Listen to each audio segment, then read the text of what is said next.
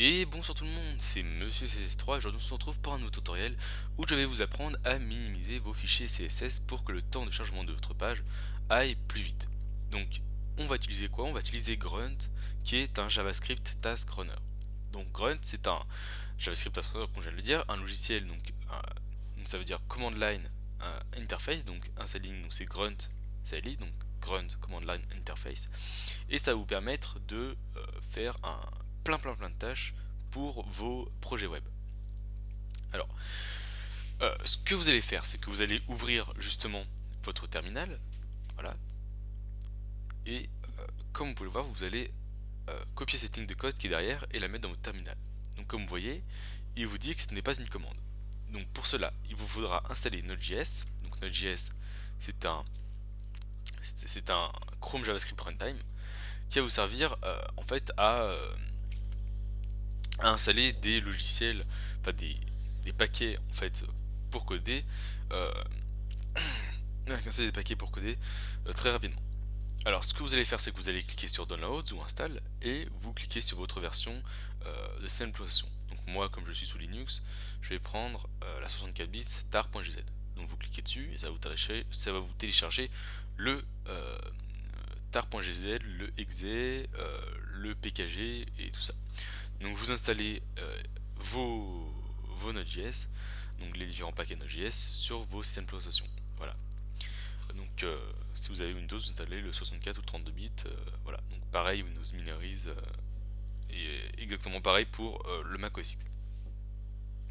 Donc là, une fois que vous avez téléchargé et installé Node.js, sur Windows, vous avez directement npm qui est déjà installé. Sous Linux, npm, donc ceci, n'est pas installé. Donc ce qu'il faudra faire, c'est apt apt-get apt-get install npm. Donc normalement sous Windows npm est installé par défaut avec Node.js, sous Linux ce n'est pas le cas.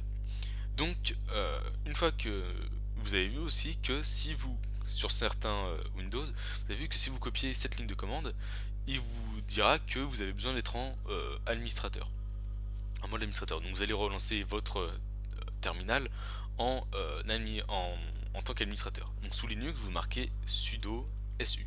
Donc moi, je suis déjà en mode root, comme vous pouvez le voir. Donc vous relancez votre terminal en tant qu'administrateur et vous copiez cette ligne justement, enfin, la ligne de code pour installer Grunt. Voilà. Donc enfin la ligne de code pour installer Grunt de manière globale sur votre système. Donc npm install -g grunt-cli. Donc ça va vous installer directement euh, Grunt sur votre système de manière globale. Donc, comme vous pouvez le voir, moi je ne vais pas cliquer sur Entrée, puisque comme vous pouvez le douter, comme vous pouvez vous en douter, j'ai déjà excusez-moi, installé Grunt de système global de manière globale sur mon système.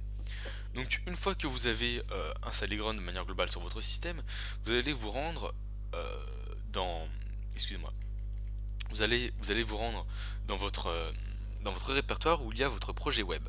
Donc vous utilisez la commande cd, donc moi c'est /home, donc /user, hein, donc votre user, moi c'est desktop, et mon projet. Donc moi c'est site dev.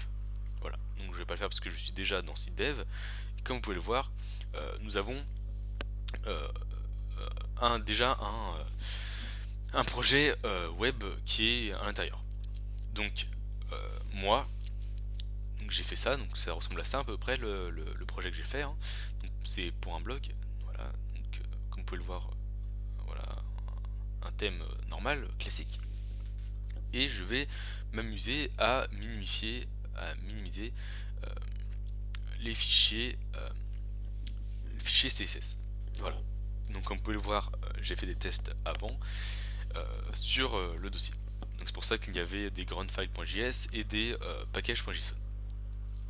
Alors ce qu'on va faire, c'est que directement on va aller dans notre répertoire avec le CMD et taper dans notre répertoire, enfin le projet, hein, où il y a contient le projet, et donc moi c'est site dev, comme vous pouvez le voir, et on va taper npm install, install en anglais, grunt. Donc on installe grunt sur notre projet site dev. Voilà. Donc avant d'exécuter cette action, il vous faudra faire npm init pour créer un package.json. Donc écoutez bien la vidéo. Donc vous allez créer un npm, vous allez créer un package.json dans votre dans votre dans votre répertoire.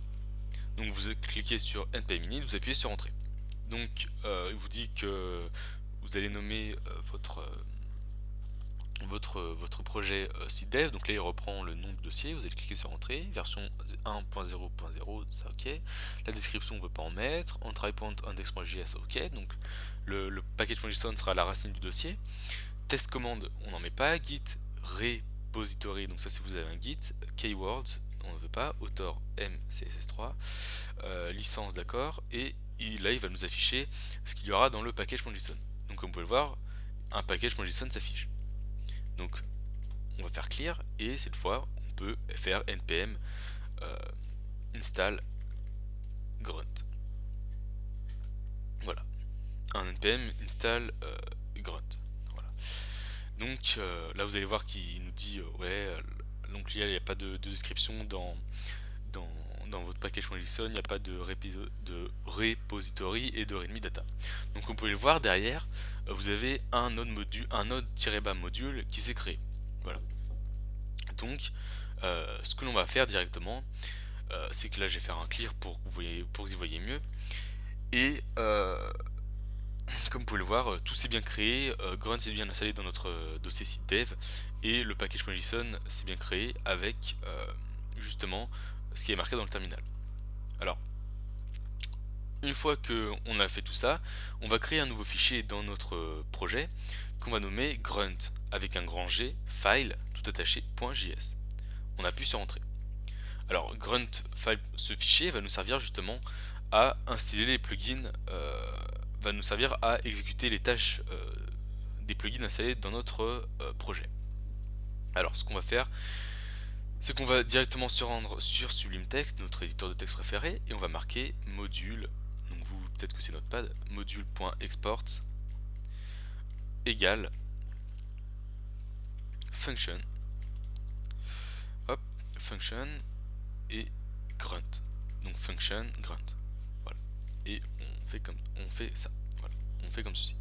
Ensuite, ce que vous allez faire, c'est que vous allez vous rendre, donc là je me souviens plus trop ce qu'il faut marquer, donc je vais me rendre sur la page get started, et comme vous pouvez le voir, il nous dit de copier de copier ça. Donc là moi je vais copier ceci. Alors où ça s'arrête, je ne sais pas. Alors il ouvre une parenthèse, il la ferme pile ici, voilà. Donc je vais copier ça, je vais faire CTRL C et je vais mettre là-dedans, CTRL V. Donc bien sûr vous l'aurez compris, ça je n'ai pas du tout besoin de ça, donc je vais le supprimer. Et comme vous pouvez le voir, normalement ça doit vous donner ceci. Voilà, donc vous avez un grunt init config, donc pour que justement il lance les tâches qui sont installées dans le init, donc le package.json. Voilà. Alors une fois que vous avez fait ça, bien sûr, bien entendu, on retourne là-dessus, voilà, ok, ça c'est bon.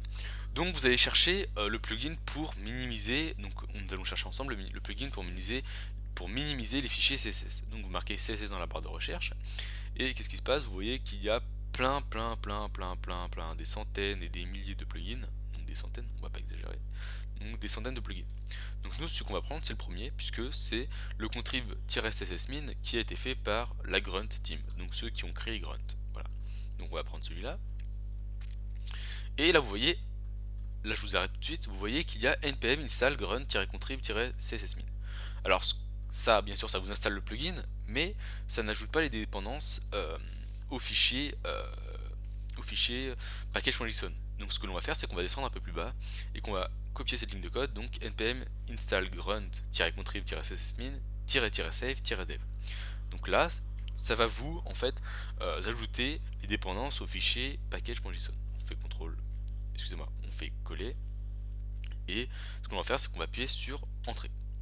Donc là il nous dit comme d'habitude qu'on n'a pas mis de description dans notre fichier package.json, il n'y a pas de... voilà, donc tout comme d'habitude, donc ça vous ne vous en préoccupez pas. Voilà. Donc on va retourner sur notre package.json et vous voyez que les dev dependencies a été ajouté au package.json. Voilà. Donc le package.json sert juste à voir si vous avez bien installé le module correctement. Donc, même si vous voyez déjà sur le terminal que c'est installé correctement ou pas. Alors ensuite on va copier la tâche à exécuter. Donc la tâche à exécuter elle est marquée juste en dessous comme vous l'avez pu le voir, et on va le copier dans notre dans le coller, excusez-moi, dans le gruntfile.js en dessous de grunt init config. Voilà.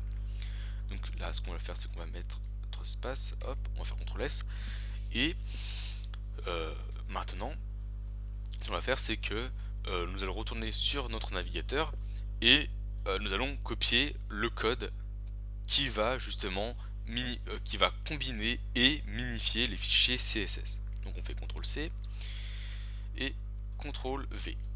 Alors,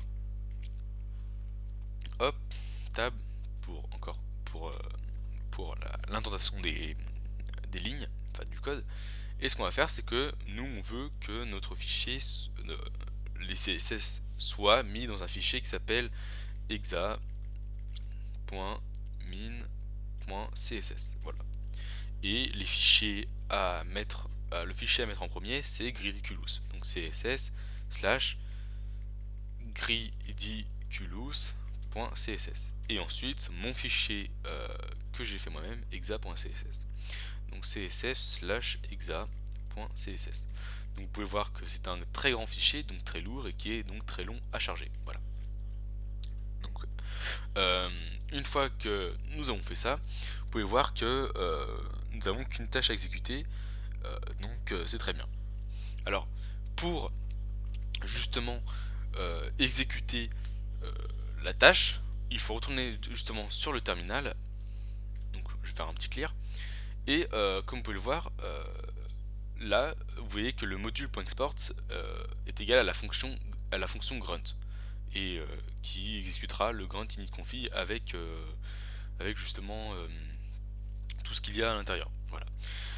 Et bien sûr la tâche à charger, sans oublier la tâche à charger, puisque c'est le plus important. Sans cette tâche, votre justement tâche ne s'exécutera pas. Alors on va retourner sur notre excusez-moi, on va retourner sur le terminal et on va taper grunt. Voilà. Et normalement, si tout se passe bien, vous allez voir que les fichiers, le grunt va travailler et va mettre ces fichiers ensemble et les minimiser. Donc on appuie là-dessus et normalement ça devrait marcher. Alors il nous dit que la task par défaut n'est pas définie. Donc là la tâche par défaut c'est CSSMin. Donc CSSMin, donc déjà je vais d'abord vérifier sur grunt pour voir si je n'ai pas oublié de quelque chose. Donc pkg grunt glyph, donc ça c'est bon, hein, voilà. Donc normalement tout est bon. Donc si ça ne marche pas, c'est que vous devez faire grunt peut-être, voilà, grunt et la tâche, donc cssmin. Donc cssmin, voilà.